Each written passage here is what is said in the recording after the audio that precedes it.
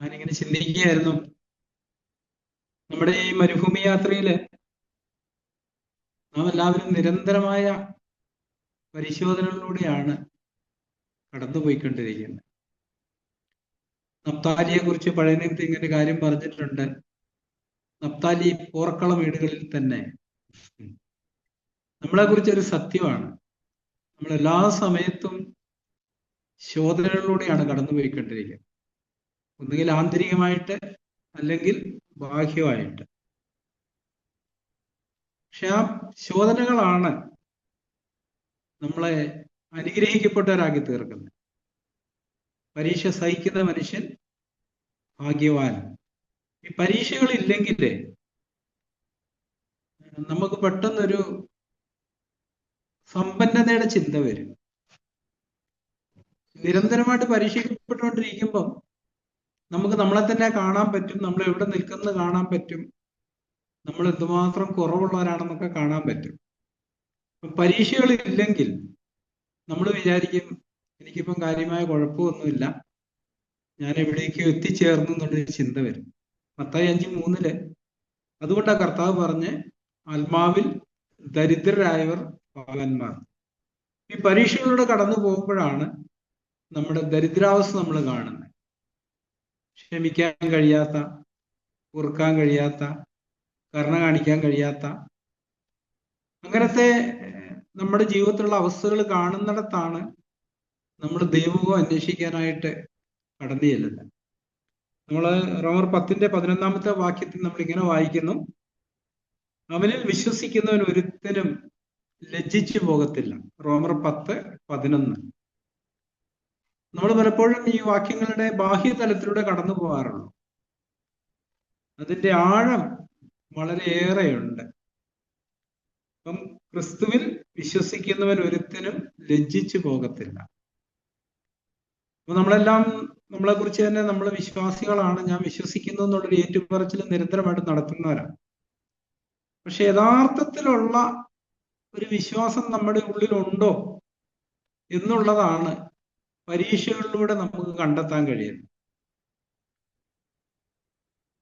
പരീക്ഷകളെല്ലാം ആരംഭിക്കുന്നത് നമ്മുടെ ചിന്തകളിലാണ്.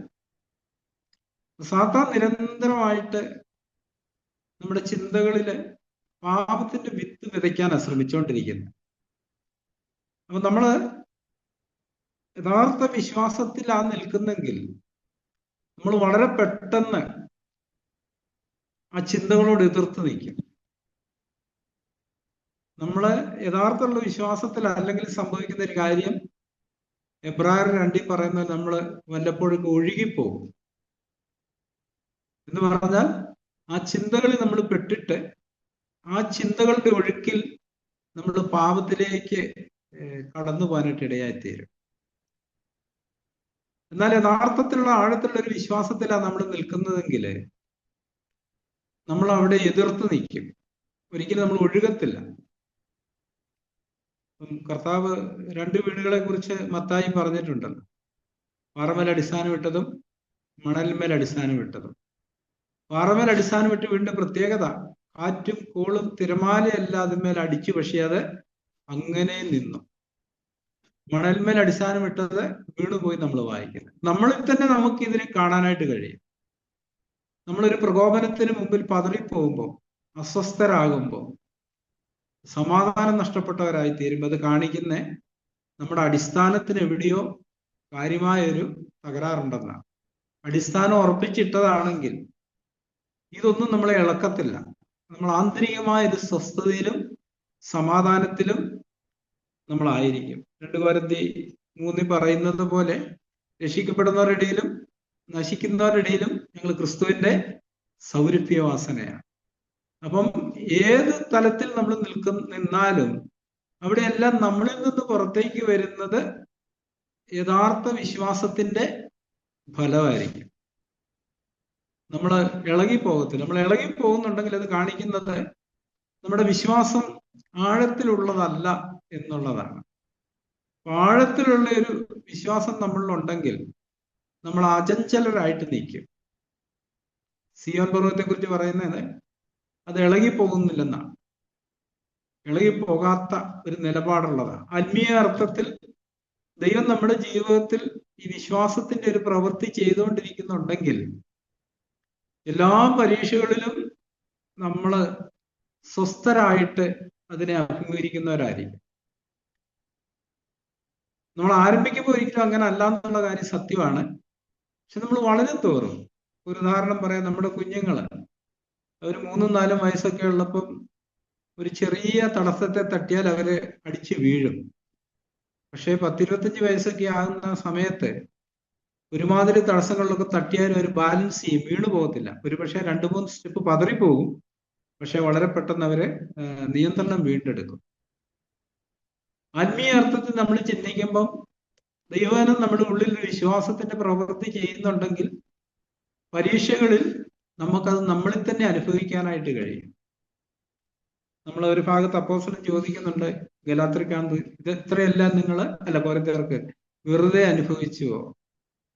അപ്പൊ ഈ വിശ്വാസത്തിന്റെ ഒരു അനുഭവം, അതിന്റെ ഒരു ഫലം നമ്മൾ നിരന്തരമായിട്ട് അനുഭവിക്കുന്നവരായിരിക്കണം. നമ്മളോട് 1 Thessalonians 5 പറയുന്നു, എപ്പോഴും സന്തോഷിപ്പീൻ.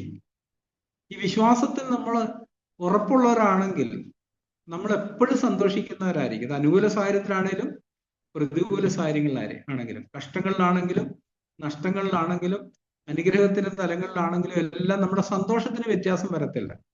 പക്ഷെ നമ്മുടെ സന്തോഷം അങ്ങനെയുള്ള പരീക്ഷകളിൽ നഷ്ടപ്പെട്ടു പോകുന്നുണ്ടെങ്കിൽ ആഗ്രഹിക്കുന്ന ഒരു പ്രവൃത്തി നമ്മുടെ ഉള്ളില് നടന്നിട്ടില്ല. ഇവിടെ നമ്മൾ വായിച്ച അവൻ വിശ്വസിക്കുന്ന ഒരുത്തിനും ലജ്ജിച്ചു പോകത്തില്ല. സങ്കീർത്തനങ്ങള് 34:22 നമ്മൾ ഇങ്ങനെ ഒരു വാക്യം വായിക്കുന്നുണ്ട്. സങ്കീർത്തനം 34:22 അവിടെ നമ്മളിങ്ങനെ വായിക്കുന്നത്,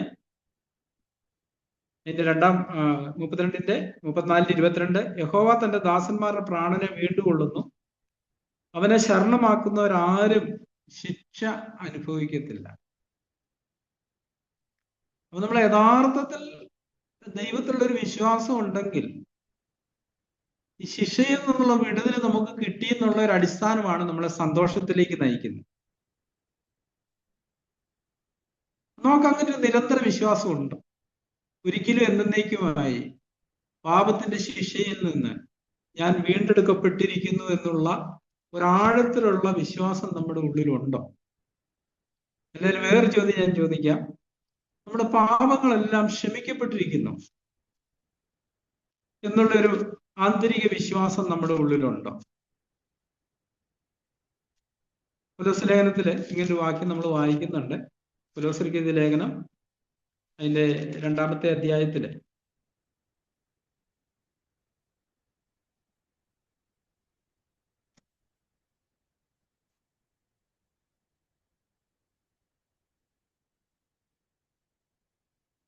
കൊലോസ്യയിലല്ല, എഫെസ്യ ലേഖനം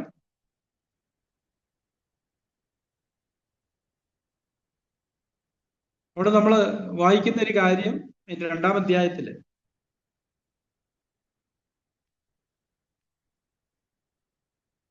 6-ാമത്തെ വാക്യം 6-7 വാക്യം നമ്മളിങ്ങനെ വായിക്കുന്നത്, ക്രിസ്തുയേശുവിൽ നമ്മെക്കുറിച്ചുള്ള വാത്സല്യത്തിൽ തന്റെ കൃപയുടെ അത്യന്ത ധനത്തെ വരുംകാലങ്ങളിൽ കാണിക്കേണ്ടതിന് ക്രിസ്തുയേശുവിൽ അവനോടുകൂടി ഉയർത്തെഴുന്നേൽപ്പി സ്വർഗത്തിൽ ഇരുത്തുകയും ചെയ്തു. ഇതിന് മുകളിൽ പറഞ്ഞിരിക്കുന്ന നമ്മുടെ അതിക്രമങ്ങളെല്ലാം നമ്മളോട് ക്ഷമിച്ചു. 4-ാം വാക്യം 4-5 വാക്യങ്ങളില് കരുണാസമ്പന്ന ദൈവം നമ്മെ സ്നേഹിച്ച മഹാസ്നേഹ നിമിത്തം അതിക്രമങ്ങളാൽ മരിച്ചവരാരും നമ്മെ ക്രിസ്തുവിനോടുകൂടെ ജീവിപ്പിച്ചു.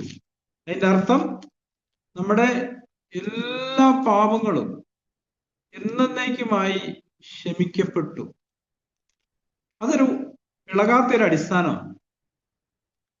അതുപോലെ കൊലോസ്യ ലേഖനം 1:14 നമ്മളിങ്ങനെ വായിക്കുന്നു, അവനിൽ നമുക്ക് പാപങ്ങൾ മോചനമെന്ന വീണ്ടെടുപ്പുണ്ട്. പാപങ്ങളുടെ മോചനം എന്ന് പറഞ്ഞാൽ പാപങ്ങളുടെ ക്ഷമ. നമ്മൾ തിരിഞ്ഞു നോക്കുമ്പോൾ ദൈവം നമ്മളെ കാണുന്ന പോലെ നമുക്ക് നമ്മളെ തന്നെ കാണാൻ കഴിയുന്നുണ്ട്. റോമർ 5 നമ്മളിങ്ങനെ വായിക്കുന്ന 1 വിശ്വാസത്താൽ നീതീകരിക്കപ്പെട്ടിട്ട് നമ്മുടെ കർത്താവ് യേശുക്രിസ്തു മൂലം നമുക്ക് ദൈവത്തോട് സമാധാനമുണ്ട്. അങ്ങനെ വിശ്വാസത്താൽ നീതീകരിക്കപ്പെട്ട ഒരാളെ സംബന്ധിച്ചിടത്തോളം ആന്തരികമായിട്ട് ദൈവമായിട്ട് സമാധാന ബന്ധത്തിൽ എന്ന് പറഞ്ഞതിന്റെ അർത്ഥം എന്താ? ഏത് സമയത്തും ആയിരിക്കുന്ന അവസ്ഥയിൽ നമുക്ക് അബ്ബാ പിതാവേ എന്ന് വിളിച്ചുകൊണ്ട് ദൈവത്തിന്റെ സന്നിധിയിലേക്ക് ഒരു ദുർമനസാക്ഷി ഇല്ലാതെ ധൈര്യത്തോടെ ചെല്ലാൻ കഴിയുന്ന രീതിയിലുള്ള ഒരു വീണ്ടെടുപ്പാ ദൈവം നമ്മുടെ ജീവിതത്തിൽ ചെയ്ത്. നമുക്ക് കുറ്റവും കുറവും ഇല്ലെന്നല്ല, വീഴ്ചകളും പരാജയങ്ങളും ഇല്ലെന്നല്ല, നമുക്ക് പാപം ഇല്ലെന്നല്ല, പക്ഷെ അതെല്ലാം കണക്കിടാതെ ദൈവം നമ്മളെ മക്കളും അവകാശവുമായിട്ട് കൈക്കൊണ്ടിരിക്കുന്നു. നമുക്കറിയാം, നമ്മൾ സമാധാന ബന്ധത്തിലുള്ള ഒരാളുമായിട്ട് നമ്മൾ കണ്ടുമുട്ടുമ്പോൾ നമ്മളെങ്ങനെ അവരെ അഭിമുഖീകരിക്കുന്നു?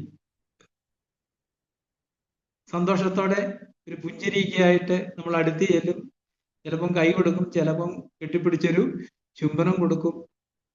അതേസമയം സമാധാന ബന്ധം ഇല്ലാത്ത ഒരാളെടുക്ക ചെല്ലുമ്പോഴും നമുക്ക് അവരുടെ മുഖത്ത് നോക്കാൻ മടിയായിരിക്കും, അല്ലേ? നമ്മൾ അവരോട് കഴിയുന്ന അകന്നേ നിൽക്കത്തുള്ളൂ. അവർക്കൊന്ന് കൈ കൊടുക്കാന്ന് പറഞ്ഞാൽ നമുക്ക് ചിന്തിക്കാൻ പോലും പറ്റത്തില്ല. അവരിങ്ങോട്ട് ചിരിച്ചാൽ പോലും നമുക്ക് ഒന്ന് ഹൃദയം തോന്നി ചിരിക്കാൻ പോലും പറ്റത്തില്ല. അതിന്റെ പ്രായോഗിക തലത്തിൽ ദൈവത്തോടുള്ള ബന്ധത്തിൽ നമ്മൾ ദൈവത്തിലേക്ക് ചെല്ലുമ്പം നമ്മുടെ ആന്തരിക തലത്തിൽ നമ്മൾ അനുഭവിക്കുന്നുണ്ടോ ഇങ്ങനത്തെ ഒരു സ്വാതന്ത്ര്യം? കുറച്ചു നേരം കാണാതിരുന്നിട്ട് സ്വന്തം അമ്മയെ കാണുന്ന ഒരു കുഞ്ഞിനെ പോലെ നിഷ്കളങ്കമായിട്ട് ആ കണ്ണുകളിലേക്ക് നോക്കി ഒരു പുഞ്ചിരിക്കായിട്ട് രണ്ട് കൈയും നീട്ടി ഓടിച്ചെല്ലുന്ന കുഞ്ഞുങ്ങളെ നമ്മൾ കണ്ടിട്ടുണ്ട്. ആത്മീയ അർത്ഥത്തിൽ ദൈവം നമ്മുടെ കഴിഞ്ഞ കാലത്തോടുള്ള ബന്ധത്തിൽ നമ്മുടെ പാപങ്ങളെ ക്ഷമിച്ചു, കഴുകി, ശുദ്ധീകരിച്ചു എന്നുള്ളൊരു ആത്മബോധ്യമുള്ള ഒരാള് ആ ഒരു കുഞ്ഞിന്റെ മനോഭാവത്തോടെ ആയിരിക്കും എപ്പോഴും കർത്താവിന്റെ സന്നിധിയിലേക്ക് ചെല്ലുന്നത്. അവന്റെ ഉള്ളിലൊരു എതിർത്തു നിൽപ്പില്ല, ഭയമില്ല, ആകുലമില്ല, ഭീതിയില്ല, അസ്വസ്ഥതയില്ല. അവന് ഹൃദയം നിറഞ്ഞ സമാധാനത്തോടും സന്തോഷത്തോടും കൂടി ആയിരിക്കും അവൻ കർത്താവിലേക്ക് ചെല്ലുന്നത്. ഇനി അവന്റെ ജീവിതത്തിൽ എന്തൊരു വീഴ്ച ഉണ്ടെങ്കിൽ പോലും ഈ ഒരു സമാധാന ബന്ധത്തിൽ തന്നെയാണ് അവൻ പിതാവിന്റെ സന്നിധിയിലേക്ക് ചെല്ലുന്നത്. അതിന്റെ കാരണം എന്താ? ദൈവത്തിന്റെ വചനത്തിലുള്ള വിശ്വാസമാണ്. യോഹന്നാൻ നമ്മളത് വായിക്കുന്നുണ്ട്. നമുക്ക് പാപം ഇല്ലെന്ന് പറയുന്നെങ്കിൽ നമ്മെ തന്നെ വഞ്ചിക്കുന്ന സത്യം നമ്മൾ ഇല്ലാതെയായി നമ്മുടെ പാപങ്ങളെ. അപ്പൊ നമ്മൾ കർത്താവിന്റെ അടുക്കലേക്ക് ചെല്ലുമ്പോൾ നമുക്ക് പാപമുണ്ട്. നമുക്ക് പാപമില്ലെന്ന് പറഞ്ഞാൽ നമ്മളെ തന്നെ വഞ്ചിക്കുന്നു. സാത്താൻ എങ്ങനെയാ നമ്മളെ നിരുത്സാഹപ്പെടുത്തുന്നത്? നമ്മുടെ പാപങ്ങളെ ചൂണ്ടിക്കാണിച്ചിട്ടാ, വീഴ്ചകളെ, പരാജയങ്ങളെ. അപ്പൊ നമുക്കത് ഉണ്ടെന്ന് നമ്മൾ അംഗീകരിച്ചു കഴിഞ്ഞാൽ പിന്നെ സാത്താനെ നമ്മളെ കൊടുക്കാൻ പറ്റത്തില്ല. നമുക്കുണ്ട്. പൗലോസ് അപ്പോസ്തലൻ പറയുന്നുണ്ട്, തികഞ്ഞവനായി എന്നല്ല. അപ്പൊ നമ്മളും അങ്ങനെ തന്നെ ഈ ഓട്ടത്തിലായിരിക്കുന്നത്. നമ്മളൊരു പൂർണ്ണതയിലേക്കുള്ള ഓട്ടത്തിലാണ്, പക്ഷെ നമ്മൾ തികഞ്ഞവരല്ല, പൂർണ്ണരല്ല. നമ്മളുടെ അപൂർണതകൾ ഒത്തിരിയുണ്ട്. അതുകൊണ്ട് തന്നെ പരിശുദ്ധാത്മാവ് നമ്മുടെ അപൂർണതകളെ ചൂണ്ടിക്കാണിക്കും. നമ്മൾ അതിനോട് പ്രതികരിക്കുന്ന പോസിറ്റീവായിട്ടാണ്. കർത്താവ് കാണിച്ചു തന്നതിനായിട്ട് നന്ദി, ഞാൻ മാനസാന്തരപ്പെടുന്നു, എന്നെ തന്നെ താഴ്ത്തുന്നു. അതേസമയം നമുക്ക് അങ്ങനത്തെ ഒരു ചിന്തയല്ല ഉള്ളതെങ്കിൽ നമ്മളെ ചൂണ്ടിക്കാണിക്കുമ്പോൾ നമ്മൾ നിരാശരായി പോകും, ധൈര്യക്ഷയിച്ചവരായി പോകും, ആകുലചിത്തരായി പോകും, ഭയമുള്ളവരായി തീരും. അപ്പൊ ദൈവത്തിന്റെ സ്നേഹത്തെക്കുറിച്ചുള്ള ആഴത്തിലുള്ള വിശ്വാസം നമ്മുടെ ഹൃദയത്തിലുണ്ടോ എന്നാണ് പലപ്പോഴും പരീക്ഷകളിലൂടെ നമ്മൾ ശോധന കഴിക്കും.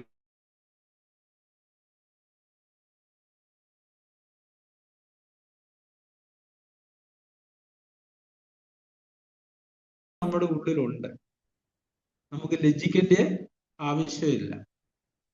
പക്ഷെ ഞാൻ കണ്ടെത്തിയൊരു കാര്യം പറയാം, പലപ്പോഴും ഇങ്ങനെയുള്ള കാര്യങ്ങളിൽ നമ്മൾ പരാജിതരാണെന്നുള്ള കാര്യം അസത്യം. നമ്മൾ പുറമെ ഇതെല്ലാം അംഗീകരിക്കുമ്പോൾ പോലും ഹൃദയത്തിൽ വിശ്വാസം നമുക്കില്ല. നമ്മൾ റോമറിൽ പറഞ്ഞു, ഹൃദയം കൊണ്ട് വിശ്വസിക്കുക. അപ്പൊ ഹൃദയത്തിലുള്ള വിശ്വാസം നമുക്കുണ്ടെങ്കിൽ അത് നമ്മുടെ പ്രവൃത്തിയിൽ വെളിപ്പെട്ട് വരും. നമ്മൾ ഒരു പരാജയത്തിന് ശേഷം കൃപാസനത്തിലേക്ക് ചെല്ലുന്ന ധൈര്യത്തോടെ ആയിരിക്കും. പക്ഷെ ആ ഹൃദയത്തിലെ വിശ്വാസം ഇല്ലെങ്കിൽ നമ്മൾ കൃപാസനത്തിലെങ്കിൽ ചെല്ലാനായിട്ട് ധൈര്യപ്പെടത്തില്ല. അതിന്റെ അനന്തരഫലം നമ്മൾ കൂടുതൽ ദൈവത്തിൽ നിന്ന് അകന്നു പോയിക്കൊണ്ടേയിരിക്കും. ഈ യഥാർത്ഥ വിശ്വാസം യോഹന്നാന്റെ ലേഖനം 2-ാം അധ്യായത്തിൽ നമ്മളിങ്ങനെ വാക്യം വായിക്കുന്നുണ്ട്.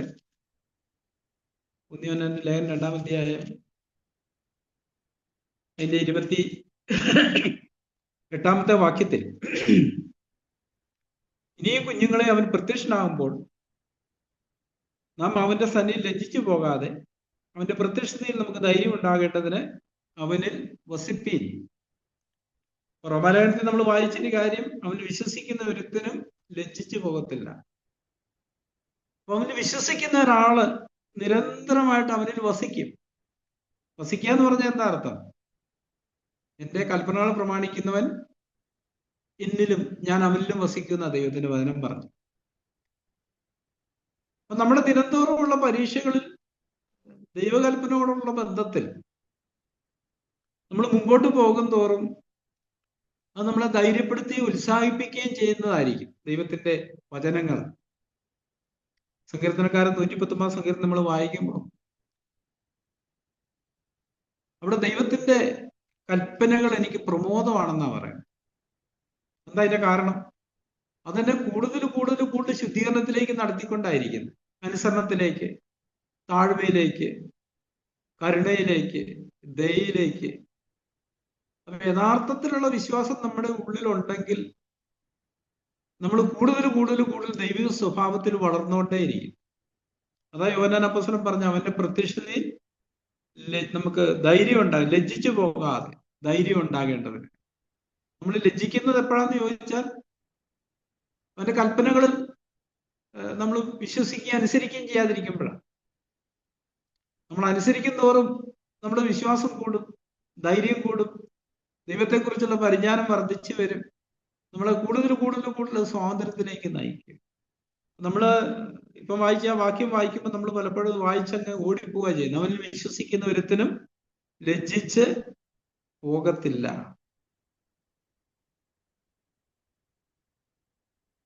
അവിടെ 9:33 ഇതേ വാക്യം നമ്മൾ വായിക്കുന്നുണ്ട്. റോമർ 9:30. ഇതാ ഞാൻ സിയോനിൽ ഇടർച്ചക്കലും തടകളപ്പാറയും വെക്കുന്നു, അവനിൽ വിശ്വസിക്കുന്നവൻ ലജ്ജിച്ചു പോകുകയില്ല എന്ന് എഴുതിയിരിക്കുന്നല്ലോ. അപ്പൊ ആ ഇടർച്ചക്കൽ എന്ന് പറയുന്ന കർത്താവ് തന്നെയാണ്. കർത്താവിന്റെ വരവിനോടുള്ള ബന്ധത്തിൽ ചിലരുടെ ഇടർച്ചയ്ക്കും ചിലരുടെ എഴുന്നേൽപ്പിനും കാരണമായി തീരുമെന്നാ പറഞ്ഞു. നമ്മളുടെ യഥാർത്ഥ വിശ്വാസം ഉണ്ടെങ്കിൽ ഇത് നമ്മളെ ഒരു എഴുന്നേൽക്കുന്ന പ്രക്രിയയിലേക്ക് നയിക്കും. നമ്മൾ കുനിഞ്ഞിരിക്കുന്ന അവസ്ഥയിൽ നിന്ന് തല നിവർത്തുന്ന ഒരു മനോഭാവത്തിലേക്ക് കൊണ്ടുവരും. നമ്മുടെ ആന്തരിക തലത്തിൽ, ഹൃദയത്തിൽ നമ്മൾ ധൈര്യമുള്ളവരായി തീർന്നുകൊണ്ടേയിരിക്കും. നമ്മൾ അഭിമുഖീകരിക്കേണ്ട ഒരു ചോദ്യം, നമ്മൾ എന്തിനാ കർത്താവിനെ പിൻപറ്റാൻ തീരുമാനിച്ചതെന്നുള്ളതാണ്. നമ്മുടെ ലക്ഷ്യം എന്തായിരുന്നു? നാം നമ്മെ തന്നെ ശോധനയുണ്ട് ഒരു കാര്യം. ഈ പാപത്തിൽ നിന്നുള്ള സ്വാതന്ത്ര്യമായിരുന്നോ അതോ മറ്റു പല ലക്ഷ്യങ്ങളായിരുന്നോ നമ്മളെ കർത്താവിന്റെ പിന്നാലെ പോകാനായിട്ട് പ്രേരിപ്പിച്ചത്? ഇപ്പം ഈ പാപത്തിൽ നിന്നുള്ള സ്വാതന്ത്ര്യം ആഗ്രഹിച്ച് കർത്താവിന്റെ പിന്നാലെ പോയ ഒരാളും ലജ്ജിച്ചു പോകത്തില്ല. നമ്മുടെ ജീവിതത്തില് നമ്മൾ ലക്ഷ്യമാക്കുന്നത്, നമ്മൾ ഓടിക്കൊണ്ടിരിക്കുന്ന, നമ്മൾ ആഞ്ഞുകൊണ്ടിരിക്കുന്ന കാര്യം എന്താണ്? ഈ പാപത്തിൽ നിന്നുള്ള സ്വാതന്ത്ര്യമാണോ? പാപത്തിൽ നിന്നുള്ള സ്വാതന്ത്ര്യം എന്ന് പറയുന്നത് ലളിതമായിട്ട് പറയുമ്പോൾ നമ്മളെ പിടിച്ചടക്കിയിരിക്കുന്ന കോപത്തിൽ നിന്നുള്ള സ്വാതന്ത്ര്യം, കയ്പിൽ നിന്നുള്ള സ്വാതന്ത്ര്യം, അസൂയയിൽ നിന്ന്, പകയിൽ നിന്ന്, ഇണക്കത്തിൽ നിന്ന്, മുറിപ്പെടുന്ന മനോഭാവങ്ങളിൽ നിന്ന്. ഞാൻ ഇങ്ങനൊരു കാര്യം ചിന്തിച്ചു. ഇപ്പൊ നമ്മൾ പലപ്പോഴും കുടുംബജീവിതത്തിലൊക്കെ നമ്മൾ സംസാരിക്കുമ്പോൾ അങ്ങോട്ടും ഇങ്ങോട്ടും കോപത്തോടെയാണ് സംസാരിക്കാറുള്ളത്. ഞാൻ ചിന്തിച്ച് ഈ കോപത്തോടെ സംസാരിക്കേണ്ട ആവശ്യമുണ്ടോ? നമുക്ക് ശാന്തതയോടെ സംസാരിച്ചുകൂടെ? കാരണം നമ്മൾ ഈ ജഡത്തിൽ മനസ്സ് വെച്ചിരിക്കുമ്പോഴാണ് നമ്മൾ കോപത്തോടെ സംസാരിക്കുന്നത്. ആത്മാവിൽ മനസ്സ് വെച്ചിരിക്കുമ്പം നമ്മൾ ശാന്തതയോടെ ആയിരിക്കും സംസാരിക്കുന്നത്. അപ്പൊ ഓരോ പരീക്ഷയിലും നമ്മൾ എവിടെയാണ് നമ്മുടെ മനസ്സ് വെച്ചിരിക്കുന്നത് എന്നുള്ള കാര്യമാണ് നമ്മൾ കണ്ടെത്തുന്നത്. നമ്മൾ ആത്മാവിൽ മനസ്സ് വെച്ച ഒരാളാണെങ്കിൽ നമ്മൾ എപ്പോഴും ശാന്തതയിലായിരിക്കും. കർത്താവിന്റെ ദാസനെ കുറിച്ച് പറയുമ്പോൾ കർത്താവിന്റെ ദാസൻ ശാന്തനായിരിക്കണം, എല്ലാവരോടും ശാന്തനായിരിക്കണം എന്ന് പറയുന്നുണ്ട്. പെട്ടെന്ന് കർത്താവിന്റെ ദാസൻ എന്ന് പറയുമ്പോൾ സഭയുടെ ഉത്തരവാദിത്തപ്പെട്ടവരെ കുറിച്ച് മാത്രമല്ല, നമ്മൾ പാപത്തിൽ നിന്ന് സ്വാതന്ത്ര്യം പ്രാപിച്ച് കർത്താവിന്റെ ദാസന്മാരായി തീർന്നുകൊണ്ട് ദൈവത്തിന് സ്തോത്രവും നമ്മൾ വായിക്കുന്നുണ്ട് റോമാലേഖനത്തിൽ. ജനറലി പറയുമ്പം നമ്മളെ എല്ലാവരെയും സംബന്ധിച്ചുള്ളൊരു കാര്യമാണ്. അപ്പൊ എന്തുകൊണ്ടാണ് നമുക്ക് എല്ലാവരോടും ശാന്തരായിരിക്കാൻ കഴിയാത്ത? അതിന്റെ അടിസ്ഥാനപരമായ കാര്യം ദൈവമായുള്ള ബന്ധത്തിൽ നമുക്കൊരു സമാധാന ബന്ധം ഇല്ല എന്നുള്ളതാണ്. ദൈവമായുള്ള ബന്ധത്തിൽ നമുക്കൊരു സമാധാന ബന്ധം ഉണ്ടെങ്കിൽ നമ്മൾ മറ്റുള്ളവരോട് ഇടപെടുമ്പോഴും നമ്മൾ ആ സമാധാന ബന്ധത്തിൽ തന്നെ ആയിരിക്കും. ദൈവരാജ്യത്തെ കുറിച്ച് പറയുമ്പോൾ നീതി, സമാധാനം, പരിശുദ്ധാത്മാവിലുള്ള സന്തോഷം. കർത്താവ് ഗിരിപ്രഭാഷണത്തിൽ പറഞ്ഞൊരു കാര്യമുണ്ട്, സമാധാനം ഉണ്ടാക്കുന്നവർ ഭാഗ്യവാന്മാർ. അപ്പൊ സമാധാനം നമ്മൾ ഉണ്ടാക്കണമെന്നുണ്ടെങ്കിൽ ഒന്നാമത് നമ്മളിൽ തന്നെ നമ്മൾ സമാധാനമുള്ളവരായിരിക്കണം. ദൈവമായുള്ള ബന്ധത്തിൽ നമുക്കൊരു സമാധാന ബന്ധം ഉണ്ടെങ്കിൽ നമ്മൾ കണ്ടുമുട്ടുന്നവരോടുള്ള എല്ലാവരോടുള്ള ബന്ധത്തിലും ഈ സമാധാന ബന്ധം നമുക്കുണ്ടാവും. നമ്മൾ നിരന്തരമായ ഒരു സമാധാനത്തിലായിരിക്കും ജീവിക്കുന്നത്. അത് നമുക്ക് ഇല്ലെങ്കിൽ, നമ്മൾ അസ്വസ്ഥരാണെങ്കിൽ, അസമാധാനമുള്ളവരാണെങ്കിൽ, നമ്മുടെ വിശ്വാസം യഥാർത്ഥത്തിലുള്ളതല്ല. യഥാർത്ഥത്തിലുള്ള വിശ്വാസം എപ്പോഴും നമ്മളെ ഈ ഒരു സമാധാനത്തിലേക്ക് നയിക്കുന്ന ഒന്നാണ്. പ്രതികൂലങ്ങളിലും നമ്മൾ സ്വസ്ഥരായിരിക്കും. വലിയ കൂളിളക്കങ്ങളുടെ മധ്യത്തിലും നമ്മൾ സുബോധമുള്ളവരായിരിക്കും. അപ്പം കർത്താവിന്റെ വിചാരണയുടെ സമയത്ത് പെട്ടെന്ന് കോഴി കൂവി. നമ്മളവിടെ വായിക്കുന്ന ഒരു കാര്യം, കർത്താവ് തിരിഞ്ഞ് പത്രോസിനെ നോക്കി. കുറെ മണിക്കൂർക്ക് മുമ്പ് കർത്താവ് പറഞ്ഞിരുന്നു, കോഴി 2 വട്ടം കൂവും മുമ്പേ നീ 3 വട്ടം എന്നെ തള്ളിപ്പറയും. പക്ഷെ പത്രോസ് പറഞ്ഞില്ല, ഞാൻ തള്ളി പറയത്തില്ല. പക്ഷെ കോഴി കൂവുകയും ഉടനെ എന്ന് പറഞ്ഞാൽ അവിടെ നമുക്ക് കാണാൻ കഴിയുന്നില്ല. ഇനി കർത്താവ് സ്വസ്ഥനായിരുന്നു. ഈ പുറമെയുള്ള കൂളടക്കങ്ങളുടെയും എല്ലാം മധ്യത്തിൽ ആന്തരിക സമാധാനത്തിലാണ് കർത്താവ് ജീവിച്ചത്. താൻ കുറച്ചു മുമ്പ് പത്രോസിനോട് പറഞ്ഞ കാര്യം തന്റെ ഓർമ്മയിലുണ്ടായിരുന്നു. അതുകൊണ്ടാണ് കർത്താവ് തിരിഞ്ഞ് പത്രോസിനെ നോക്കി നമ്മൾ വായിക്കുന്നത്. പക്ഷെ പലപ്പോഴും നമ്മൾ ഇങ്ങനത്തെ ഒരു സാഹചര്യത്തിലൂടെ കടന്നു പോകുമ്പോൾ നമ്മൾ പറഞ്ഞതെല്ലാം മറന്നു പോകും. നമുക്കൊന്നും ഓർമ്മയുണ്ടാകത്തില്ല. നമ്മൾ ആ പ്രശ്നത്തില് വീണ് സമാധാനം നഷ്ടപ്പെട്ട അസ്വസ്ഥരായി ഭാരം വഹിക്കുന്നവരായിട്ടായിരിക്കും നിൽക്കുന്നത്. ഇതെല്ലാം കാണിക്കുന്ന ഒരു കാര്യം, നമ്മുടെ വിശ്വാസം യഥാർത്ഥത്തിലുള്ള ഒന്നല്ല. യഥാർത്ഥ വിശ്വാസത്തിന് എപ്പോഴും ഒരു അനുസരണമുണ്ട്, ഒരു പ്രവൃത്തിയുണ്ട്. നമ്മള് യശയ്യാപ്രവചനത്തിൽ ഇങ്ങനെ വാക്യം വായിക്കുന്നത്, വിശ്വസിക്കുന്നതിന് ഓടിപ്പോകത്തില്ല, അവൻ സ്വസ്ഥനായിരിക്കും, അവൻ പരീക്ഷകളെ നേരിടുന്നവനായിരിക്കും. അപ്പൊ സൗരസരം വരെ ഞാൻ പറഞ്ഞു വരുന്നൊരു കാര്യം, നാം എന്താണ് ലക്ഷ്യം വെക്കുന്ന വിശ്വാസം എന്ന് പറയുമ്പോൾ നമുക്ക് അതിനെക്കുറിച്ച് ഒരു ആന്തരിക വ്യക്തതയുണ്ടോ?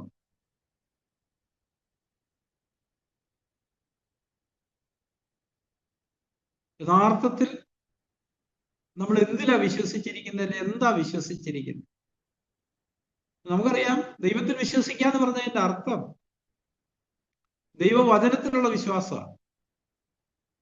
ഒരാളെ എനിക്ക് വിശ്വാസമാണെന്ന് പറയുമ്പോൾ അതിന്റെ അർത്ഥം ആ ആളുടെ വാക്കിലുള്ള വിശ്വാസമാണ്. ഈ മനുഷ്യൻ ഒരു വാക്ക് പറഞ്ഞാൽ അങ്ങനെ തന്നെയായിരിക്കും, മാറത്തില്ല. ആ വാക്കില് അതിലുള്ള ആ വ്യക്തിത്വത്തിലുള്ള വിശ്വാസമാണ് യഥാർത്ഥത്തിൽ ആളെ കുറിച്ചുള്ള വിശ്വാസം. ദൈവത്തെക്കുറിച്ച് നമുക്ക് വിശ്വാസം ഉണ്ടെന്ന് പറയുകയും അതേസമയം തന്നെ ദൈവവചനം നമ്മൾ വിശ്വസിക്കാതിരിക്കുകയും ചെയ്യുമ്പോൾ നമ്മൾ ഏതൊരു വ്യാജ വിശ്വാസത്തിലാണ് ജീവിക്കുന്നത്. അങ്ങനെ വിശ്വാസം ഉണ്ട്, നമ്മൾ പലപ്പോഴും ചിന്തിച്ചിട്ടുണ്ട്. തീമോഥെയോസിന്റെ ലേഖനം 1-ാം അധ്യായത്തില് അപ്പോസ്തലൻ തീമോഥെയോസിന് എഴുതുമ്പം അവിടെ സ്നേഹത്തിലേക്ക് നയിക്കുന്ന ചില കാര്യങ്ങളെ കുറിച്ചാണ് പറഞ്ഞിരിക്കുന്നത്. 1-ാം അധ്യായം അതിന്റെ 5-ാമത്തെ വാക്യത്തിലാണ് ശുദ്ധഹൃദയം, നല്ല മനസ്സാക്ഷി, നിർവ്യാജ വിശ്വാസം എന്നിവയാൽ ഉളവാകുന്ന സ്നേഹം. നിർവ്യാജ വിശ്വാസം, വ്യാജമില്ലാത്ത വിശ്വാസം എന്ന് പറഞ്ഞാൽ എന്താ? അവരുടെ വിശ്വാസം യാഥാർത്ഥ്യമുള്ളത്, അതിനകത്ത് കപടതയില്ല. അതുപോലെ 2 തിമോത്തി 1-ലും തീമോഥെയോസിനെ കുറിച്ച് പറയുമ്പോൾ 4-ാമത്തെ വാക്യത്തിൽ നമ്മൾ ഇങ്ങനെ വായിക്കുന്നതിന്റെ അവസാന ഭാഗത്ത്, ദൈവത്തിന് നിന്റെ നിർവ്യാജ വിശ്വാസത്തിന്റെ ഓർമ്മ നിമിത്തം സ്തോത്രം ചെയ്യുന്നു.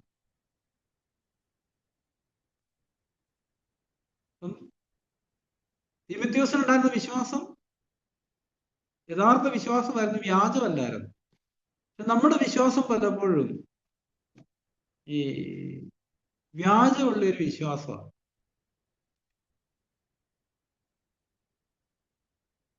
നമുക്കറിയാം, ഞാൻ ദൈവത്തെ അറിയുന്ന എന്ന് അവകാശപ്പെടുമ്പോൾ യാക്കോബോസിന് ഇങ്ങനെ കാര്യം പറഞ്ഞിട്ടുണ്ട്. യാക്കോബിന്റെ ലേഖനത്തില്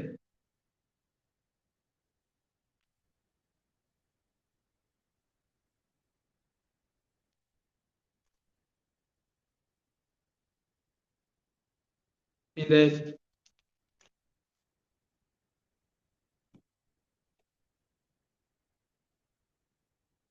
ഉയരത്തിൽ എന്ന് പറയുന്ന ജ്ഞാനത്തെക്കുറിച്ച് 3:17-18 വാക്യങ്ങൾ പറയുമ്പോൾ, ഉയരത്തിൽ നിന്നുള്ള ജ്ഞാനമോ ഒന്നാം നിർമ്മലവും സമാധാനവും ശാന്തതയും അനുസരണമുള്ളതും കരുണയും സൽഫലവും നിറഞ്ഞതും പക്ഷപാതവും കപടവും ഇല്ലാത്തതാകുന്നു. എന്നാൽ സമാധാനം ഉണ്ടാക്കുന്നവർ സമാധാനത്തിൽ വിതച്ച് നീതി എന്ന ഫലം കൊയ്യും. അപ്പൊ യഥാർത്ഥത്തിലുള്ള ഒരു വിശ്വാസം എന്നെ സമാധാനത്തിലേക്കാണ് നയിക്കുന്നത്, ആന്തരികമായ ഒരു സ്വസ്ഥത. നമ്മുടെ ജീവിതത്തിലുണ്ടോ? ഓരോ പ്രശ്നങ്ങളുടെ സമയത്താണ് നമ്മളിത് തിരിച്ചറിയുന്നത്. എന്തെങ്കിലും ഇഷ്യൂ ഉണ്ടാകുന്ന ഉടനെ നമ്മളങ്ങ് പതറിപ്പോവാണെങ്കിൽ, ഇപ്പം കഴിഞ്ഞ ദിവസം ഞാനിങ്ങനെ ചിന്തിക്കുകയായിരുന്നു, ഒരു സഹോദരനോടുള്ള ബന്ധത്തിൽ ചില കാര്യങ്ങൾ ആ സഹോദരനോട് സംസാരിച്ചു കഴിഞ്ഞപ്പോൾ 2 ദിവസം കഴിഞ്ഞ് ആ സഹോദരനെ കണ്ടുമുട്ടിയപ്പോൾ സഹോദരൻ പറഞ്ഞു, നിങ്ങൾ സംസാരിച്ചതിന് ശേഷം എൻ്റെ പ്രഷറൊക്കെ വല്ലാണ്ട് കൂടി, എൻ്റെ തല പൊട്ടിപ്പോകുന്നൊക്കെ ഞാൻ വിചാരിച്ചു എന്ന്.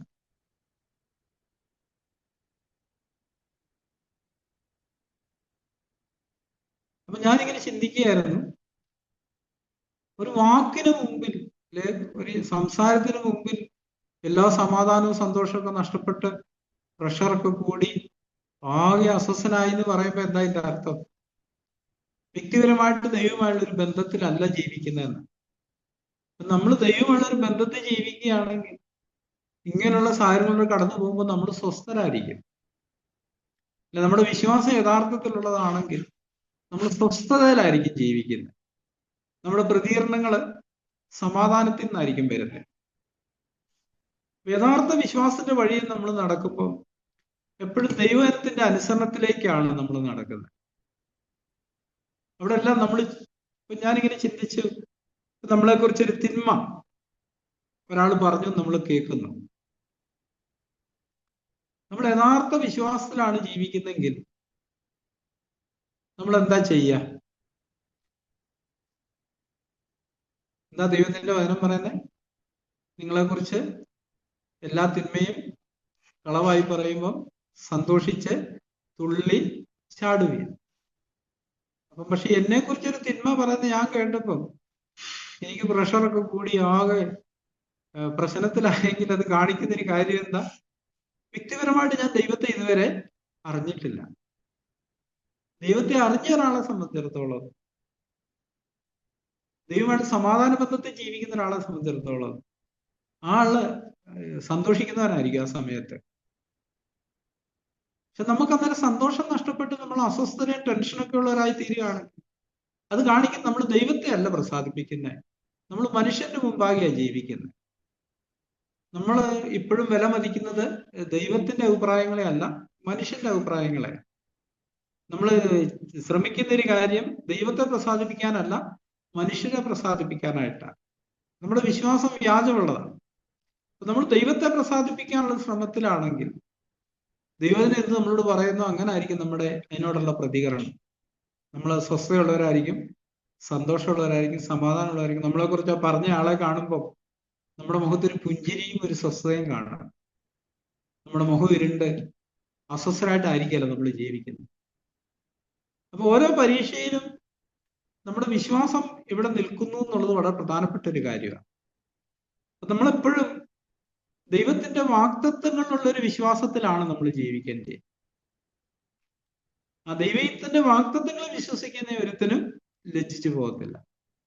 അവനിൽ വിശ്വസിക്കാതെ വരുമ്പോൾ അതിന്റെ അർത്ഥമാണ് ദൈവത്തിന്റെ വാഗ്ദത്തങ്ങളുള്ള വിശ്വസിക്കുന്ന ആരും ഒരു നാളും ലജ്ജിച്ച് പോകത്തില്ല. അവന് സംഭവിക്കുന്ന ഒരു കാര്യം, ദിനംപ്രതി ആന്തരികമായ ഒരു വളർച്ചയുടെ പാതയിലായിരിക്കും അവൻ. മുമ്പോട്ട് പോകും തോറും പ്രായോഗികമായിട്ട് ശത്രുക്കളെ സ്നേഹിക്കും, ഉപദ്രവിക്കുന്നവർക്ക് വേണ്ടി പ്രാർത്ഥിക്കും, എല്ലാ തിന്മയും കളവായി പറയുമ്പോൾ സന്തോഷിച്ച് ഉല്ലസിക്കുന്ന ഒരു മനോഭാവത്തിലായിരിക്കും. എപ്പോഴും സ്തോത്രം ചെയ്യും, എല്ലാറ്റിനും വേണ്ടി സ്തോത്രം ചെയ്യും. പക്ഷെ നമ്മുടെ ജീവിതത്തോടുള്ള ബന്ധത്തിൽ ഞാൻ കണ്ടെത്തിയൊരു കാര്യം, ഈ ദൈവത്തിന്റെ കൽപ്പനകൾ നമ്മളൊരു ശിശുവിനെ പോലെ അനുസരിക്കാൻ ശ്രമിക്കുമ്പോഴാണ് യഥാർത്ഥ സ്വാതന്ത്ര്യത്തിലേക്ക് നമ്മൾ വരുന്നത്. നമ്മളോട് പറഞ്ഞിരിക്കുന്ന ഒരു കാര്യമാണ് എല്ലാറ്റിനും വേണ്ടി സ്തോത്രം ചെയ്യുകയും. യഥാർത്ഥ വിശ്വാസമുള്ള ഒരാളാണ് അനുകൂല സാഹചര്യത്തിലും പ്രതികൂല സാഹചര്യത്തിലും സ്തോത്രം ചെയ്യുന്നവനായിരിക്കും. ആ സ്തോത്രം ചെയ്യുന്നതിന്റെ പ്രത്യേകത, അവൻ ഹൃദയം കൊണ്ട് ദൈവത്തോട് ചേർന്ന് നടക്കുമ്പോൾ മാത്രമേ നമുക്ക് സ്തോത്രം ചെയ്യാൻ പറ്റത്തുള്ളൂ. ഹൃദയം എപ്പോഴും ഈ സ്തോത്രം ഉള്ളിൽ നിന്ന് വരേണ്ടതാണ്. എബ്രായലേഖനത്തിന്റെ ഈ സ്തോത്രത്തോടുള്ള ബന്ധത്തിൽ പറയുമ്പോൾ അതിന്റെ 13-ാമത്തെ അധ്യായത്തില് 15-ാമത്തെ വാക്യത്തിൽ നമ്മളിങ്ങനെ വായിക്കുന്നുണ്ട്. എബ്രായർ 13:15, അതുകൊണ്ട് അവൻ മുഖാന്തരം നാം ദൈവത്തിന് അവന്റെ നാമത്തെ ഏറ്റു പറയുന്ന അധരഫലം എന്ന സ്തോത്രയാഗം എന്ന് പറഞ്ഞാൽ അവിടെ പറഞ്ഞിരിക്കുന്നത് വാഗൊണ്ട് സ്തോത്രം പറയണമെന്നുള്ളതാണ്. അധരഫലം എന്ന സ്തോത്രയാഗം. നമുക്ക് രണ്ടു തരത്തിൽ സ്തോത്രം ചെയ്യാം. ഒന്ന് ആന്തരികമായിട്ട് ഉള്ളിൽ ദൈവത്തിന് സ്തോത്രം ചെയ്യാം, മറ്റൊന്ന് നമ്മുടെ നാവ് കൊണ്ട് തന്നെ സ്തോത്രം പറയാം. സാധാരണ നമ്മള് പരസ്പരം കണ്ടുമുട്ടുമ്പോൾ പ്രൈസിലോട് സ്തോത്രമൊക്കെ പറയാറുണ്ട്. അതേപോലെ തന്നെ നമുക്ക് ഉള്ളിൽ ഒരു സ്തോത്രത്തിന്റെ ആത്മാവിൽ ജീവിക്കാൻ കഴിയും. നമ്മൾ ആ സ്തോത്രത്തിന്റെ ആത്മാവിൽ ജീവിക്കുമ്പോൾ ഉള്ളൊരു പ്രത്യേകത, നമ്മൾ സുബോധത്തിലായിരിക്കും ജീവിക്കുന്നത്. നമുക്ക് സ്തോത്രവും സ്തുതിയൊക്കെ നഷ്ടപ്പെടുമ്പോൾ അത് കാണിക്കുന്ന ഹൃദയം കൊണ്ട് നമ്മൾ ദൈവത്തിൽ നിന്ന് അകന്നു എന്നുള്ളതാണ്. നമുക്ക് വിശ്വാസം ഉണ്ടെങ്കിൽ നമ്മൾ ചെയ്യുന്ന ഒരു കാര്യം ദൈവത്തെ സ്തുതിച്ചുകൊണ്ടേയിരിക്കും. 106-ാം സങ്കീർത്തനത്തില് നമ്മളത് വായിക്കുന്നുണ്ട്. 106-ാം സങ്കീർത്തനം അതിന്റെ 12-ാമത്തെ വാക്യത്തിലാണ് നമ്മൾ പലപ്പോഴും ചിന്തിച്ചിട്ടുള്ളതാണ്. എത്ര പേരെ ഓർക്കുന്നുണ്ടെന്ന് എനിക്ക് അറിയത്തില്ല. 106-ന്റെ 12 അവർ അവന്റെ വചനങ്ങളെ വിശ്വസിച്ചു, അവന് സ്തുതി പാടുകയും ചെയ്തു. അപ്പൊ നമ്മുടെ വിശ്വാസം നിർവ്യാജമാണെങ്കിൽ നമ്മൾ എല്ലാ സമയത്തും ഒരു സ്തുതിയുടെ ആത്മാവിലായിരിക്കും ജീവിക്കുന്നത്. ഈ സ്തുതിയുടെ ആത്മാവുള്ളിടത്തുള്ള ഒരു പ്രത്യേകത, അവിടെ ദൈവത്തിന്റെ സാന്നിധ്യം ഉണ്ടാവും. നമ്മൾ വായിക്കുന്നുണ്ട്, ഇസ്രയേലിന്റെ സ്തുതികളിന്മേൽ അധിവസിക്കുന്നവൻ.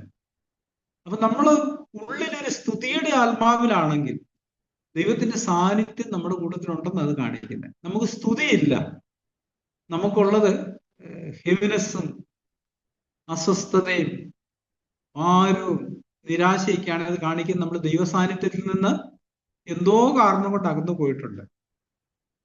അവിടെ നമുക്ക് ചെയ്യാൻ പറ്റുന്നൊരു കാര്യം മാനസാന്തരപ്പെട്ട് മടങ്ങി വരിക എന്നുള്ളതാണ്. ഈ ഒരു സ്തുതിയുടെ ആത്മാവ് നമ്മളിൽ നഷ്ടപ്പെടുമ്പോൾ അത് വിളിച്ചു പറയുന്ന ഒരു കാര്യം, ദൈവത്തിന്റെ സാന്നിധ്യം നമുക്ക് നഷ്ടപ്പെട്ടു പോയി എന്നുള്ളതാണ്.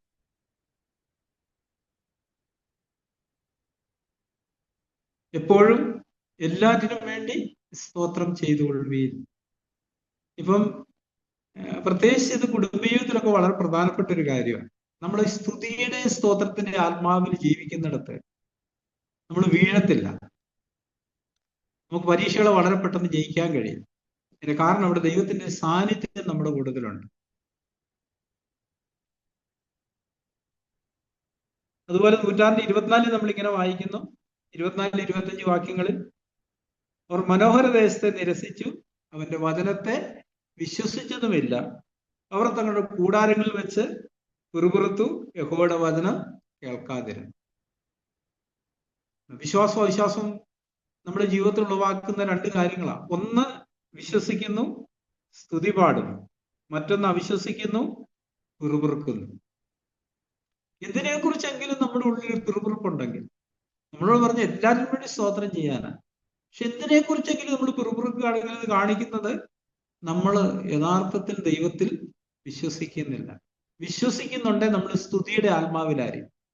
അവിശ്വാസം ഉണ്ടെങ്കിൽ നമ്മൾ പിറുപിറുപ്പിന്റെ ആത്മാവിലായിരിക്കും. പരാതികളുണ്ടാകും. ഭർത്താവിനെ കുറിച്ച്, ഭാര്യയെ കുറിച്ച്, മക്കളെ കുറിച്ച്, സഹോദരി സഹോദരന്മാരെ കുറിച്ചൊക്കെ നമുക്ക് പരാതികളായിരിക്കും എപ്പോഴും. അവിശ്വാസം വരുന്നതാണ്.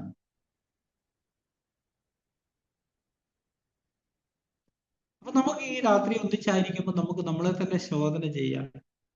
ഈ ഒരു യഥാർത്ഥ വിശ്വാസത്തിന്റെ വഴിയിലാണോ നമ്മൾ നടക്കുന്നത്? നമ്മൾ എവിടെയൊക്കെ ലജ്ജിച്ചു പോകുന്നുണ്ടെങ്കിൽ അത് കാണിക്കുന്ന നമ്മൾ ദൈവത്തെ വിശ്വസിച്ചില്ല എന്നുള്ളതാണ്. നമ്മൾ ദൈവത്തിൽ വിശ്വസിച്ചിട്ടുണ്ടെങ്കിൽ നമ്മൾ ഒരു സാഹചര്യത്തിലും ലജ്ജിക്കത്തില്ല. നമ്മൾ ദൈവത്തെ വിശ്വസിക്കുന്നുണ്ട് ചെയ്യുന്നൊരു കാര്യം, നമ്മൾ എപ്പോഴും സത്യം പറയും, ഭോഷ്ക് പറയത്തില്ല. നമ്മൾ എപ്പോഴാണ് ലജ്ജിക്കേണ്ടി വരുന്നത്? ഭോഷ്ക് പറഞ്ഞ് പിടിക്കപ്പെട്ട് കഴിയുമ്പോൾ നമ്മൾ ലജ്ജിക്കേണ്ടി വരും. പക്ഷെ സത്യം പറഞ്ഞ് നമ്മൾ നിൽക്കുന്നിടത്ത് നമുക്ക് ഒരിക്കലും ലജ്ജിക്കേണ്ടി വരത്തില്ല. ഭോഷ്ക് സാത്താനിൽ നിന്നാണ് വരുന്നത്. വെളിപാട് പുസ്തകത്തില് 2 ഭാഗത്ത് ഈ കാര്യം എടുത്തു പറഞ്ഞിട്ടുണ്ട്. ഒന്ന് 21-8 വാക്യത്തിന്റെ അവസാന ഭാഗത്ത് പറയുന്നത് ഇങ്ങനെ തന്നെയാണ്. എന്നാൽ ഭീരുക്കൾ, അവിശ്വാസികൾ, വെളിപ്പാട് 21-8, അറയ്ക്കപ്പെട്ടവർ, കൊലപാതകന്മാർ, ദുർനടപ്പുകാർ, ക്ഷുദ്രക്കാർ, ബിംബാരാധികൾ എന്നിവർക്കും ഭോഷ്ക് പറയുന്ന ഏവർക്കുമുള്ള ഓഹരി, തീയും ഗന്ധവും കത്തുന്ന പൊയ്കയിലത്ര 2-ാമത്തെ മരണം. അതുപോലെ തന്നെ 22-ാമത്തെ അധ്യായത്തിന്റെ 15-ാമത്തെ വാക്യത്തിൽ നായ്ക്കളും ക്ഷുദ്രക്കാരും ദുർനടപ്പുകാരും കൊലപാതകന്മാരും ബിംബാരാധികളും ഭോഷ്കിൽ പ്രിയപ്പെടുകയും അതിനെ പ്രവർത്തിക്കുകയും ചെയ്യുന്ന ഏവനും പുറത്തു തന്നെ. നമ്മൾ ദൈവത്തെ വിശ്വസിക്കുന്നുണ്ടെങ്കിൽ നമ്മൾ ഒരിക്കലും ഭോഷ്ക് പറയത്തില്ല, നമ്മൾ സത്യമേ പറയുള്ളൂ. എഫെസ്യരിൽ നമ്മളോട് പറയുന്നുണ്ട് 4-ാം അധ്യായം, ആകയാൽ ഓരോരുത്തൻ ഭോഷ്ക് ഉപേക്ഷിച്ച് കൂട്ടുകാരനോട് സത്യം സംസാരിപ്പീൻ, നാം തമ്മിൽ അവയവങ്ങളല്ലോ.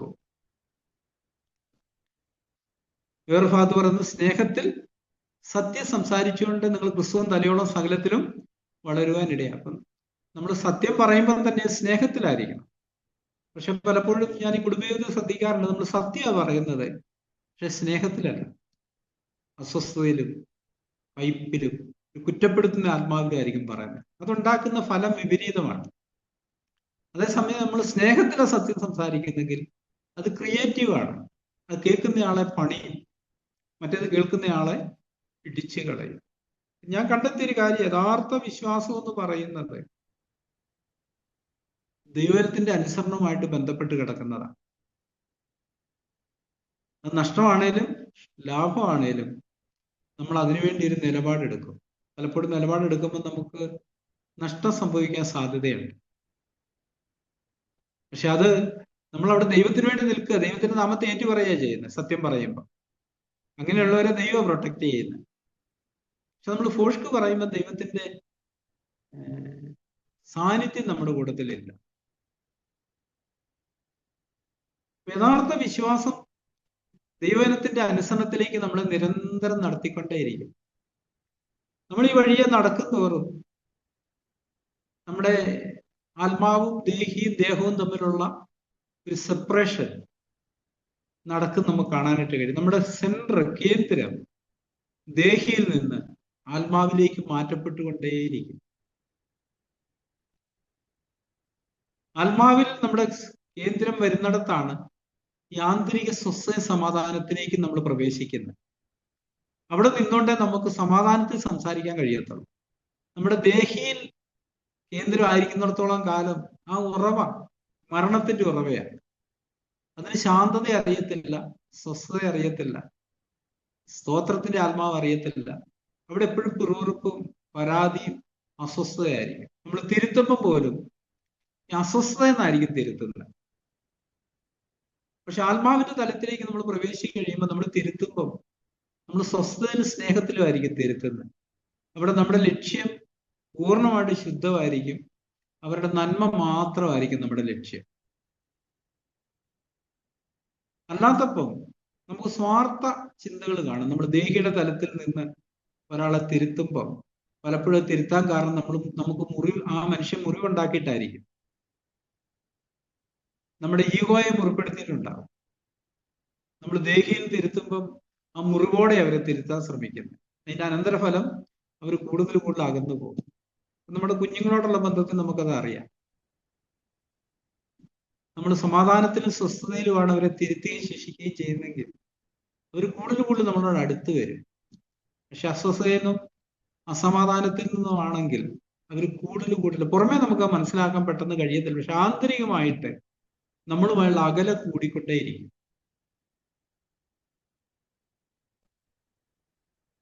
തീർച്ചയായിട്ടും യഥാർത്ഥ വിശ്വാസം നമ്മളെ ഒരു ശുദ്ധീകരണത്തിന്റെ വഴിയിൽ നിരന്തരം നടത്തിക്കൊണ്ടേയിരിക്കും.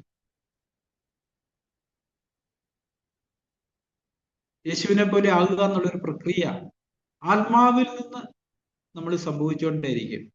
ആഴത്തിലുള്ള കുഴിച്ച് വീട് പണിതുപോലെ നമ്മൾ അങ്ങനെ പണിയുന്ന പണി സ്ഥായിയായിട്ടുള്ള പണിയായിരിക്കും. മറ്റേ സംഭവിക്കുന്ന ഒരു കാര്യം, ചില സമയത്ത് എന്തൊക്കെയോ പണി നടന്നു നമുക്ക് തോന്നും, ചില സമയത്തൊന്നും ഒരു പണിയും നടന്നിട്ടില്ല, എല്ലാം തീർന്നെന്ന് തോന്നും. അപ്പൊ ദൈവജനത്തെ നമ്മൾ എത്ര സീരിയസ് ആയിട്ട് എടുക്കുന്നു എന്നുള്ള വളരെ പ്രധാനപ്പെട്ട ഒരു കാര്യം. നമ്മുടെ വിശ്വാസം യഥാർത്ഥത്തിൽ ദൈവത്തിന്റെ വാഗ്ദത്തങ്ങളിലും ദൈവജനത്തിലും ആണോ? അങ്ങനെ ആണെങ്കിൽ നമ്മൾ അനുസരണത്തിന്റെ വഴിയിലായിരിക്കും നടക്കുന്നത്. നഷ്ടം ഉണ്ടാക്കിയാലും കഷ്ടം ഉണ്ടാക്കിയാലും മരണത്തിലേക്ക് നമ്മളെ നയിച്ചാലും നമ്മൾ പതറിപ്പോകത്തില്ല. അല്ലെങ്കിൽ നമ്മൾ പതറിപ്പോവും, തളർന്നു പോകും, ക്ഷീണിച്ചു പോകും.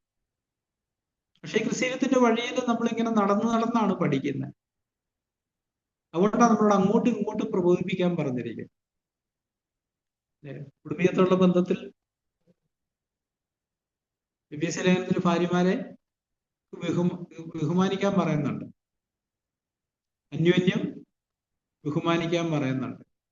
പക്ഷെ പലപ്പോഴും നമ്മുടെ ചിന്തകളില്, നമ്മുടെ സംസ്കാരത്തിന്റെ ഭാഗമായിട്ട് അങ്ങനത്തെ ഒരു മനോഭാവമല്ല നമുക്കുള്ളത്. എന്തുകൊണ്ടാണ്? നമ്മൾ ആത്മാവിന്റെ തലത്തിലേക്ക് ഉള്ളൊരു യാത്രയിൽ അല്ല എന്നുള്ളതാണ് അത് കാണിക്കുന്നത്. നമ്മൾ ആത്മാവിലേക്കുള്ള ഒരു യാത്രയിലാണ്. നമ്മുടെ കേന്ദ്രം കൂടുതൽ കൂടുതൽ കൂടുതൽ ആത്മാവിലേക്ക് നമ്മൾ ഉറപ്പിക്കുന്നിടത്താണ് ഈ ദൈവം കാണുന്ന പോലെ കാണാനും ദൈവം ചിന്തിക്കുന്ന പോലെ ചിന്തിക്കാനും ദൈവം പ്രതികരിക്കുന്ന പോലെ പ്രതികരിക്കാനും നമുക്ക് കഴിയത്തുള്ളൂ.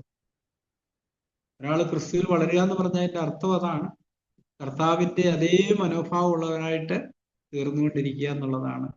അതുകൊണ്ട് നമുക്ക് നമ്മൾ പറയുന്ന കാര്യങ്ങൾ അർത്ഥമാക്കി പറയാം. ഇപ്പൊ നമ്മൾ ഈ 11-ാമത്തെ വാക്യം റോമർ 10:11 വായിച്ച്, അവനിൽ വിശ്വസിക്കുന്നവൻ ഒരുത്തനും ലജ്ജിച്ചു പോകത്തില്ല.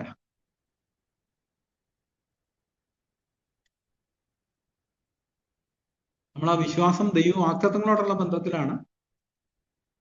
ഈ വിശ്വാസം നമ്മളെ ദൈവവാഗ്ദത്തങ്ങൾക്ക് കൂടുതൽ കൂടുതൽ കൂടുതൽ പങ്കാളികളാക്കി തീർത്തിക്കൊണ്ടേയിരിക്കും. 2 പത്രോസിൽ നമ്മൾ വായിക്കുന്നുണ്ട്, ഇവയാൽ നിങ്ങൾ ലോകത്തിന് മോഹത്താലുള്ള നാശം 1-ാം അധ്യായത്തിൽ വിട്ടൊഴിഞ്ഞ് ദിവ്യ സ്വഭാവത്തിന് കൂട്ടാളികളായി തീരുവാൻ ഇടവരുന്നു, പങ്കാളികളായി തീരാൻ ഇടവരുന്നു. നമ്മൾ ക്രിസ്തുവിന്റെ സ്വഭാവത്തോട് പങ്കാളിത്തത്തിലേക്ക് പ്രവേശിക്കുകയും ചെയ്യും. നമ്മളിൽ തന്നെ ഉള്ളതല്ല, നമ്മൾ ക്രിസ്തുവിൽ വസിക്കുക വഴി ക്രിസ്തുവിന്റെ സ്വഭാവം നമ്മളിലൂടെ പുറത്തേക്ക് വരാൻ തുടങ്ങുക. ആദാമ്യമായി നമ്മളിലുള്ളത് കൂടുതൽ കൂടുതൽ മരണത്തിലേക്ക് പോകുന്നു. ദൈവികമായ ക്രിസ്തുവിലുള്ള ആ ജീവൻ കൂടുതൽ കൂടുതൽ നമ്മുടെ ഉള്ളിലേക്ക് പ്രവേശിച്ച് നമ്മളിലൂടെ അത് പുറത്തേക്ക് വരുന്നു. ക്രിസ്തുവിലുള്ള സമാധാനം, ക്രിസ്തുവിലുള്ള സന്തോഷം, ക്രിസ്തുവിലുള്ള വിശുദ്ധി, ക്രിസ്തുവിലുള്ള സ്നേഹം, ക്രിസ്തുവിലുള്ള കരുണ. ഇതിന്റെ ഉറവ കർത്താവിൽ നിന്നാണ്. നമ്മളൊരു ചാനൽ മാത്രമായി തീരുന്നു. നമ്മളിലൂടെ ആദ്യം നമ്മളത് അനുഭവിക്കുന്നു, അതിനുശേഷം നമ്മളിലൂടെ അത് പുറത്തേക്ക് വന്നിട്ട് അനേകര് അത് അനുഭവിക്കാൻ ഇടയായി തീരുന്നു. അബ്രഹാമിന് കൊടുത്ത് വാഗ്ദത്തം അതായിരുന്നല്ലോ, എന്നാൽ ഭൂമിയിലെ സകല ജാതികളും അനുഗ്രഹിക്കപ്പെടും. നമ്മളിലൂടെയും നമ്മളപ്പോ ഒരു പാട്ടി പാടാറുണ്ടല്ലോ, എന്നെ അയൽക്കാർ ഉറ്റ ബന്ധുക്കളെല്ലാം എൻ കരത്താൽ അനുഗ്രഹീതരാകും. എൻ്റെ വാക്കുകൊണ്ട്, എൻ്റെ ചിന്ത കൊണ്ട്, എൻ്റെ നോട്ടം കൊണ്ട്, എൻ്റെ ഇടപെടൽ കൊണ്ട് എന്നെ കണ്ടുമുട്ടുന്നവരൊക്കെ ഒരു ആത്മീയ അനുഗ്രഹത്തിന് അവകാശികളായിത്തീരും. ഒരു ക്രിസ്തുവിന്റെ ഒരു വാസന എന്നിൽ നിന്ന് അവർക്ക് അനുഭവിക്കാൻ കഴിയും. ഈ ഒരു അനുഗ്രഹത്തിന്റെ വിളിയിലേക്കാണ് നമ്മളെ വിളിച്ചിരിക്കുന്നത്. അതുകൊണ്ട് നമ്മുടെ വിശ്വാസത്തെ നമുക്ക് തന്നെ ശോധന ചെയ്യാം. യഥാർത്ഥത്തിലുള്ള ഒരു വിശ്വാസമാണോ നമുക്കുള്ളിലുള്ളത്, അതോ ഒരു വ്യാജമുള്ള വിശ്വാസമാണോ?